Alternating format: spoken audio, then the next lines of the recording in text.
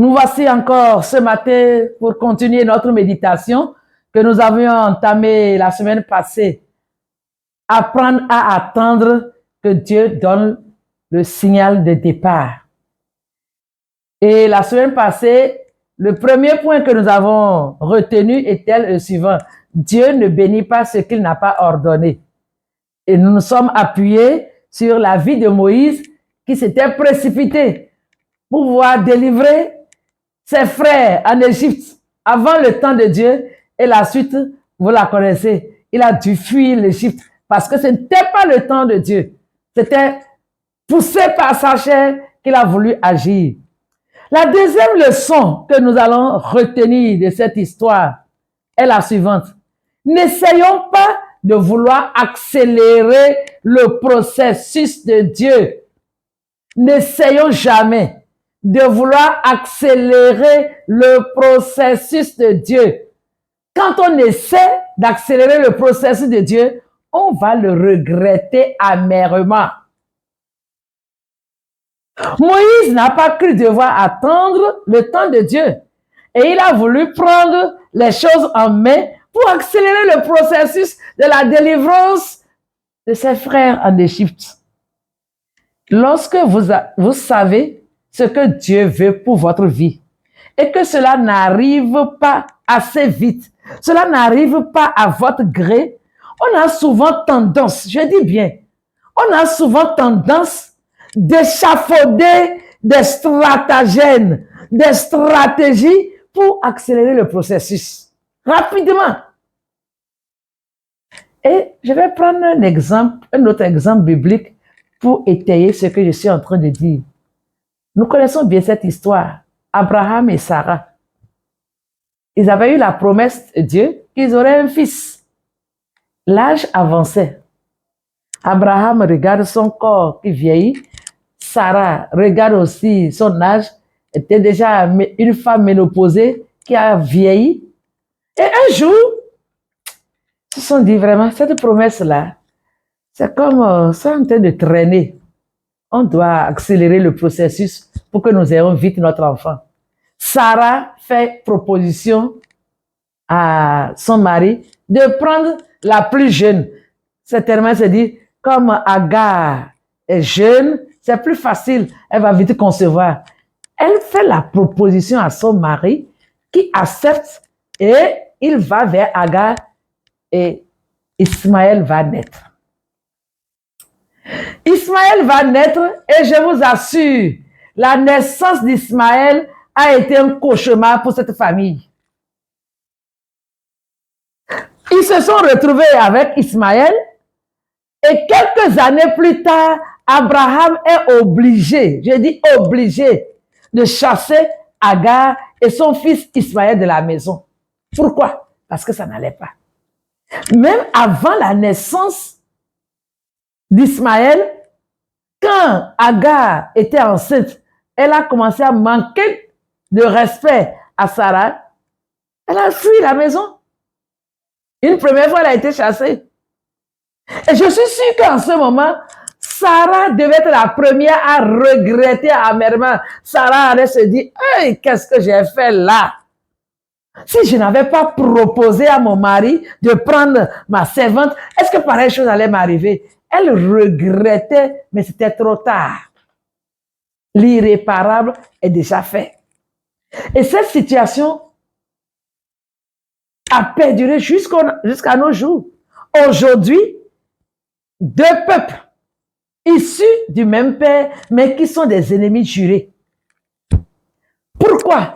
Parce que Sarah et Abraham ont voulu accélérer le processus de Dieu pour vite avoir l'accomplissement de la promesse. Les conséquences de leur acte continuent jusqu'à nos jours. Et pour le cas de Moïse, quand il a voulu accélérer le processus de la délivrance, il s'est retrouvé d'abord avec le cadavre égyptien. Il était obligé de l'enterrer dans le sable. Rapidement, enterrer quelqu'un tout seul. C'est la première conséquence. Et la deuxième conséquence, il a dû fuir. Il est devenu un meurtrier en voulant accélérer le processus. Voilà les conséquences. Ça nous amène toujours à des regrets amers parce qu'on veut aider Dieu. Dieu n'a pas besoin que nous l'aidions. Deuxième leçon qu'on va retenir est la suivante, et la troisième plutôt.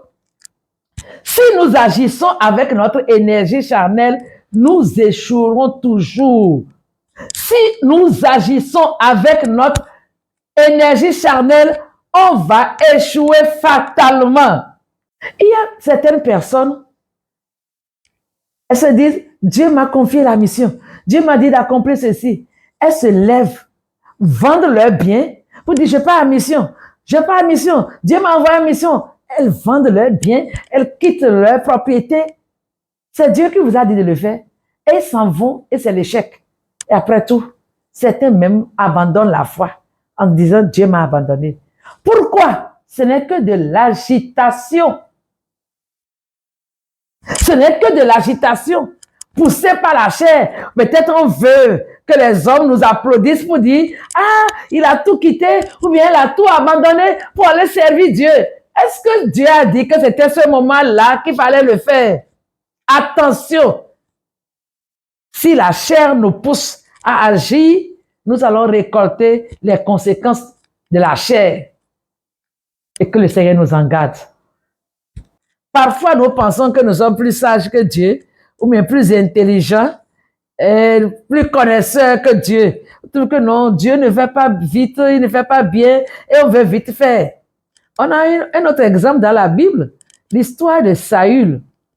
Dans 1 Samuel, le chapitre 13, vous trouverez cette histoire. Saül devrait aller combattre les Philistins.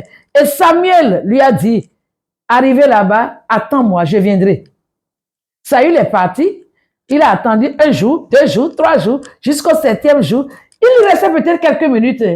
Et il dit, voilà, Samuel n'arrive pas, les Philistins vont bientôt nous attaquer, le peuple est en train de se disperser. Bon, venez, donnez-moi les choses, moi-même, je vais consulter Dieu. Il a fait ce qu'il ne devrait pas faire, c'est accélérer le processus. C'était une bonne action, consulter Dieu, mais ce n'était pas à lui de le faire. C'est comme ça que nous agissons. Et quand il a fait, et Samuel est arrivé la suite, allez lire 1 Samuel 13, Samuel lui a dit, qu'est-ce que tu as fait là? À partir d'aujourd'hui, Dieu te rejette comme roi. Il l'a regretté, mais c'était trop tard. Frères et sœurs, si Dieu nous fait une promesse, Dieu n'a pas besoin que nous l'aidions pour accomplir la promesse. Attendons patiemment son temps. Habakkuk nous dit, si la promesse tarde à venir, attends-la car elle s'accomplira certainement. Je ne sais ce que tu attends. Quelle est la promesse que Dieu t'a faite? N'essaie pas d'aider. Il ne faut pas essayer d'aider Dieu pour accélérer. Non. En son temps, Dieu accomplira sa promesse. Quand Dieu a promis la naissance de Jésus depuis la Genèse, Galates 4:4 nous dit quoi? Lorsque les temps furent accomplis, Dieu envoya son Fils. Amen. Quand les temps furent accomplis, il s'est écoulé plusieurs années, mais au temps marqué par Dieu, la promesse a été réalisée. Toi qui m'écoutes ce matin et qui a suivi cette méditation, ne te précipite pas. Ne cherche pas à aider Dieu. Ne va pas faire quelque chose quand Dieu n'a pas donné le signal. Attends que Dieu te donne le top. Attends que Dieu donne le signal. Si nous attendons l'heure de Dieu, la victoire nous accompagnera. La promesse s'accomplira. Nous irons et nous remporterons la victoire. Mais si nous voulons dévancer Dieu, utiliser notre chair, utiliser notre capacité, utiliser notre intelligence pour aller faire quelque chose au nom de Dieu, sans son accord, n'attendons pas que Dieu nous accompagne dans cette action-là. Frères et sœurs, voilà notre méditation. Et une fois encore, apprenons à attendre que Dieu donne le signal de départ. Que Dieu vous bénisse. Agréable semaine. Shalom, shalom.